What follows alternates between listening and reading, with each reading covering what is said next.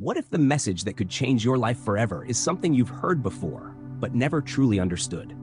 The word gospel gets mentioned a lot in churches, Christian videos, and conversations about faith. But if we're honest, many people don't really know what it means or why it matters so deeply. Some think it's just about being a good person. Others think it's about religion, rules, or trying harder to please God.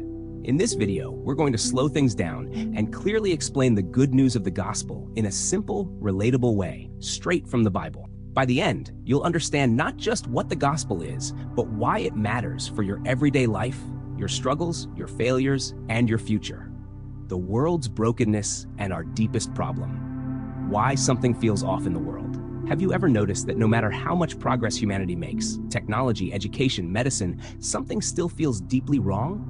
We see war, injustice, greed, abuse, broken families, and pain everywhere. Even in our personal lives, we experience guilt, shame, fear, and a sense that we fall short of who we're supposed to be. The Bible doesn't ignore this reality. It explains it. According to Scripture, the world wasn't created broken. God created everything good, purposeful, and whole. Genesis 1:31 says, God saw all that he had made, and it was very good. Humanity was created to live in relationship with God, walking with him freely and joyfully. But something went wrong. Sin, more than just bad behavior. The Bible calls the core problem sin. Sin isn't just about doing bad things, it's about a broken relationship with God. In Genesis 3, humanity chose independence over trust, listening to their own desires instead of God's voice. That choice introduced separation, pain, and death into the world. Romans 3:23 explains it clearly. For all have sinned and fall short of the glory of God. That means everyone, not just criminals or bad people, but all of us.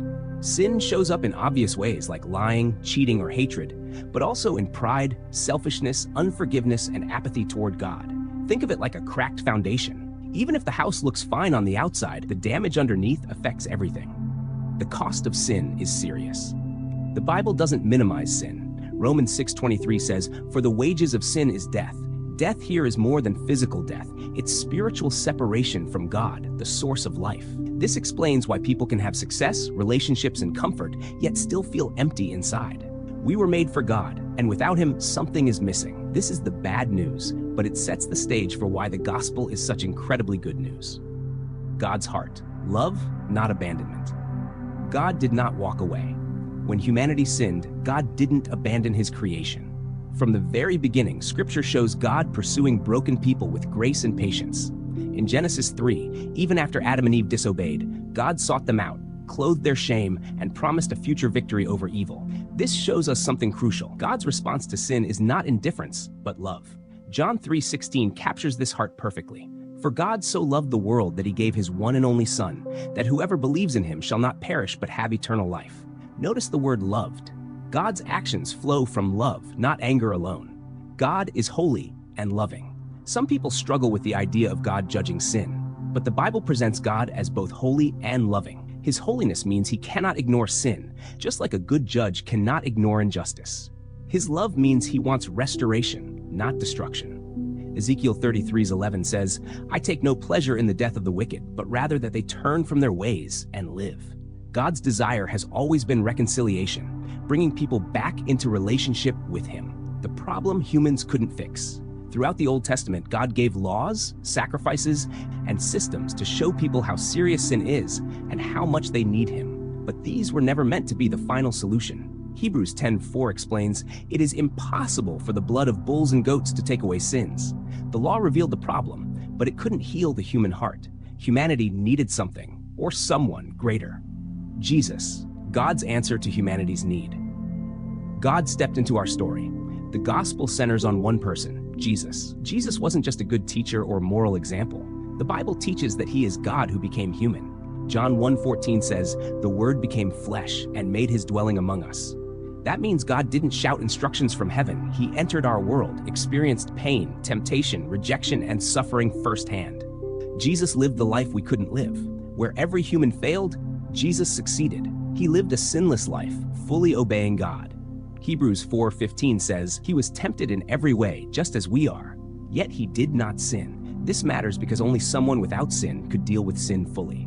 The cross, where justice and love meet. The heart of the gospel is the cross. Jesus willingly went to the cross, not because he was guilty, but because we were. Isaiah 53:5 prophesied this hundreds of years earlier. He was pierced for our transgressions. He was crushed for our iniquities. The punishment that brought us peace was on him. On the cross, Jesus took the consequence of sin upon himself. This is called substitution. He stood in our place.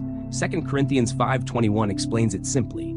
God made him who had no sin to be sin for us, so that in him we might become the righteousness of God. This means our guilt was placed on Jesus, and his righteousness is offered to us. If this message is helping you understand the gospel more clearly, take a moment to like this video, subscribe to BibleFix, and share this with someone who might need hope today. And comment below. Thank you, Lord, for the good news. The resurrection, proof that the good news is true. Death was not the end. If the story ended with the cross, it would be tragic, but it didn't. 3 days after Jesus was buried, he rose from the dead. 1 Corinthians 15 verse 3-4 says, Christ died for our sins according to the scriptures, that he was buried, that he was raised on the third day.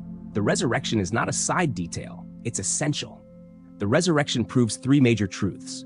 Jesus is who he claimed to be, Romans 1:4. Sin and death were defeated, 1 Corinthians 15:55-57. New life is available to us now. Romans 6:4 explains, just as Christ was raised from the dead through the glory of the Father, we too may live a new life. This means the gospel isn't just about forgiveness, it's about transformation. Because Jesus lives, believers have hope beyond the grave. Pain, suffering, and death do not have the final word.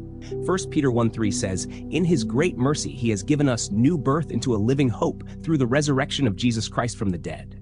The good news tells us that no situation is too broken for God to redeem. Our response: faith, repentance, and new life. Salvation is a gift, not a reward. One of the most misunderstood parts of the gospel is how we receive it. Ephesians 2 verse 8-9 says, for it is by grace you have been saved through faith. And this is not from yourselves, it is the gift of God, not by works, so that no one can boast. You don't earn salvation by being good enough. You receive it by trusting what Jesus has done. What repentance really means. Repentance isn't just feeling bad about sin. It means changing direction, turning from self-rule to God's leadership. Acts 3:19 says, repent then and turn to God so that your sins may be wiped out. It's an invitation, not a threat. A changed life, not a perfect life. Following Jesus doesn't mean life becomes easy or flawless, but it does mean you are no longer alone or without hope. 2 Corinthians 5:17 declares, if anyone is in Christ, the new creation has come. The old has gone, the new is here. The gospel produces a transformed heart that slowly reshapes how we think, speak, love, and live. Why the gospel is truly good news.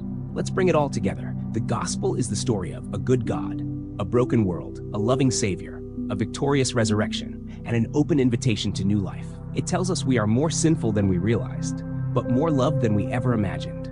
It assures us that forgiveness is possible, purpose is restored, and hope is real. Romans 8 verse 1 says, there is now no condemnation for those who are in Christ Jesus. That's the good news.